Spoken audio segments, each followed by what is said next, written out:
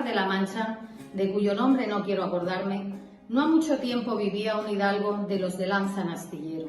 adarga antigua, rocín flaco y galgo corredor. Una olla de algo más vaca que carnero, salpicón las más noches, duelos y quebrantos los sábados, lentejas viernes, algún palomino de añadidura los domingos. Consumían las 3/4 partes de la hacienda. El resto de ella concluían sayo de velarte, calzas de velludo para la fiesta con sus pantuflos de lo mismo, y los días de entre semana se honraba con su vellorí de lo más fino. Tenía en su casa una ama que pasaba de los 40, y una sobrina que no llegaba a los 20, y un mozo de campo y plaza que así ensillaba el rocín como tomaba la podadera. Frisaba la edad de nuestro hidalgo con los 50 años. Era de complexión recia, seco de carnes, enjuto de rostro, gran madrugador y amigo de la caza. Quiero decir que tenía el sobrenombre de Quijada o Quesada, que en esto hay alguna diferencia en los autores de este caso escriben. Aunque por conjeturas verosímiles se deja entender que se llamaba Quejana, pero esto poco importa para nuestro cuento.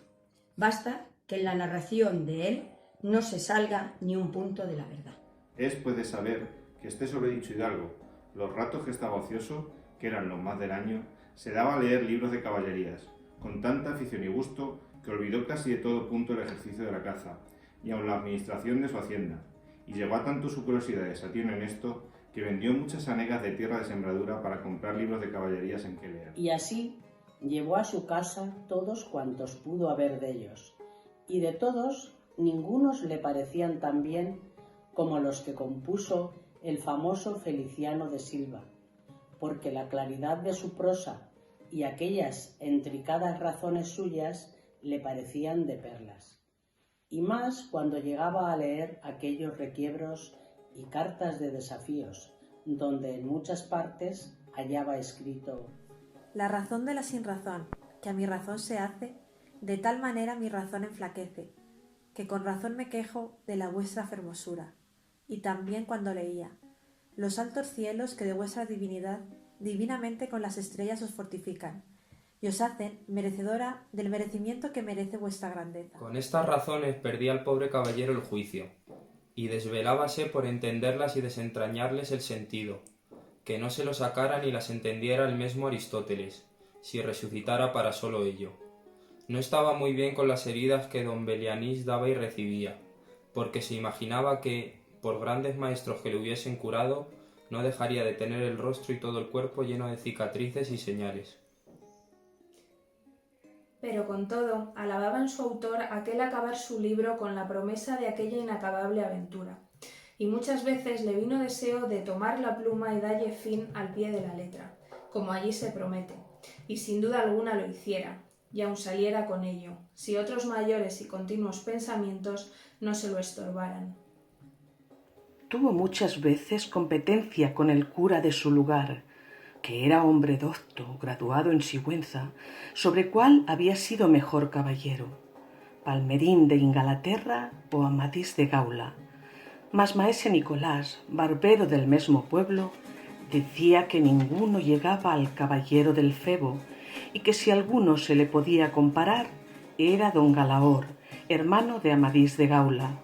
porque tenía muy acomodada condición para todo, que no era caballero melindroso ni tan llorón como su hermano, y que en lo de la valentía no le iba a la zaga. Él se enfrascó tanto en su lectura que se le pasaban las noches leyendo de claro en claro, y los días de turbio en turbio,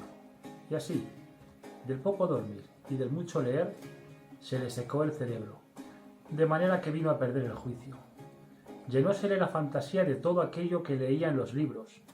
así de encantamientos como de pendencias, batallas, desafíos, heridas, requiebros,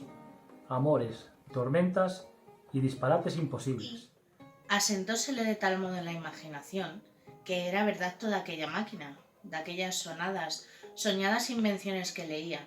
que para él no había otra historia más cierta en el mundo. Decía él que el Cid Ruiz Díaz había sido muy buen caballero, pero que no tenía que ver con el caballero de la ardiente espada, que de solo un revés había partido por medio dos fieros y descomunales gigantes. Mejor estaba con Bernardo del Carpio, porque en Roncesvalles había muerto a Roldán el Encantado, valiéndose de la industria de Hércules cuando ahogó a Anteón, el hijo de la tierra, entre los brazos. Decía mucho bien del gigante Morgante, porque con ser de aquella generación gigantea, que todos son soberbios y descomedidos, él solo era afable y bien criado. Pero sobre todos estaba bien con Reinaldo de Montalbán, y más cuando le veía salir de su castillo y robar cuantos topaba, y cuando en Allende robó aquel ídolo de Mahoma que era todo de oro, según dice su historia. Diera él por dar una mano de cosés al traidor de Galolón, al ama que tenía y aún a su sobrina de añadidura. En efecto, rematado ya su juicio, vino a dar en el más extraño pensamiento que jamás dio loco en el mundo, y fue que le pareció convenible y necesario, así para el aumento de su honra como para el servicio de su república, hacerse caballero andante, e irse por todo el mundo con sus armas y caballo a buscar las aventuras y a ejercitarse en todo aquello que él había leído que los caballeros andantes se ejercitaban, deshaciendo todo género de agravio y poniéndose en ocasiones y peligros donde, acabándolos, cobrase eterno nombre y fama. Imaginábase el pobre ya coronado por el valor de su brazo, por lo menos, del imperio de Trapisonda, y así, con estos tan agradables pensamientos, llevado del extraño gusto que en ellos sentía, se dio priesa a poner en efecto lo que deseaba. Y lo primero que hizo fue limpiar unas arbas que habían sido de sus bisabuelos, que, tomadas de orín y llenas de moho, luego siglos había que estaban puestas y olvidadas en un rincón. Limpiólas y aderezólas lo mejor que pudo, pero vio que tenían una gran falta, y era que no tenían celada de encaje, sino morrión simple. Mas a esto suplió su industria, porque de cartones hizo un modo de media celada que, encajada con el morrión, hacían una apariencia de celada entera. Es verdad que para probar si era fuerte y podía estar al riesgo de una cuchillada, sacó su espada y le dio 2 golpes, y con el primero y en un punto deshizo lo que había hecho en una semana. Y no dejó de parecerle mal la facilidad con la que había hecho pedazos, y por asegurarse de este peligro, la tornó a hacer de nuevo, poniéndole unas barras de hierro por dentro, de tal manera que él quedó satisfecho de su fortaleza, y sin querer hacer una nueva experiencia de ella, la diputó y tuvo por celada finísima de encaje. Fue luego a ver a su Rocín, y, aunque tenía más cuartos que un real y más tachas que el caballo de Gonela, que tantum pelis et osa fuit, le pareció que ni el bucéfalo de Alejandro ni Babieca el de Cid con él se igualaban. 4 días se le pasaron en imaginar qué nombre le pondría,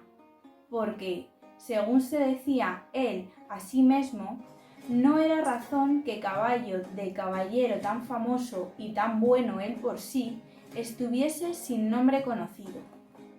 Y ansí, procuraba acomodarse de manera que declarase quién había sido, antes que fuese de caballero andante, y lo que era entonces,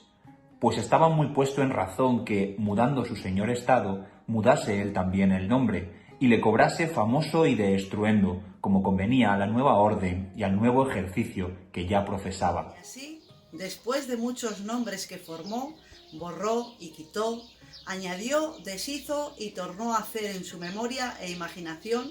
al fin le vino a llamar Rocinante, nombre a su parecer alto, sonoro y significativo de lo que había sido cuando fue Rocín, antes de lo que ahora era, que era antes y primero de todos los rocines del mundo.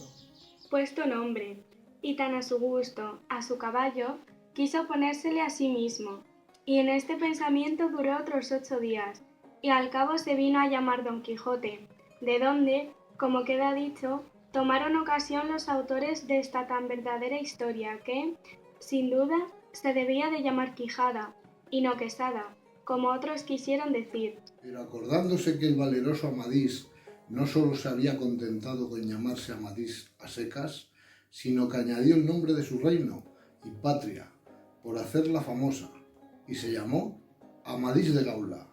Así quiso, como buen caballero, añadir al suyo el nombre de la suya, y llamarse Don Quijote de la Mancha, con que a su parecer declaraba muy al vivo su linaje y patria,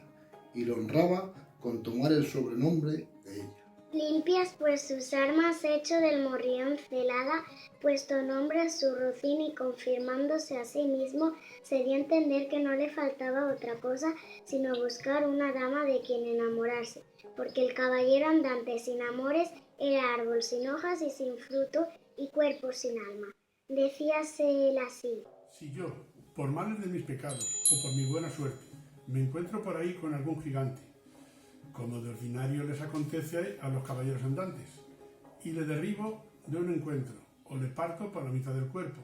o finalmente le venzo y le rindo, ¿no será bien tener a quien enviarle prestado,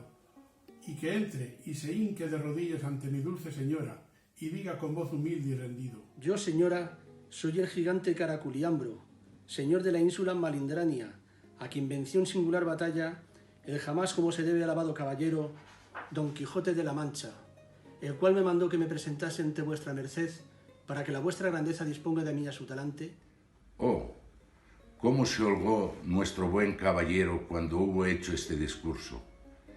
y más cuando halló a quien darle nombre de su dama. Y fue, a lo que se cree, que en un lugar cerca del suyo había una moza labradora de muy buen parecer, de quien él en un tiempo anduvo enamorado, aunque, según se entiende, ella jamás lo supo, ni le dio cata de ello. Llamábase Aldonza Lorenzo, y a ésta le pareció ser bien darle título de señora de sus pensamientos. Y buscándole nombre que no desdijese mucho del suyo, y que tirase y se encaminase al de princesa y gran señora, vino a llamarla Dulcinea del Toboso, porque era natural del Toboso, nombre a su parecer, músico y peregrino y significativo, como todos los demás que a él y a sus cosas había puesto.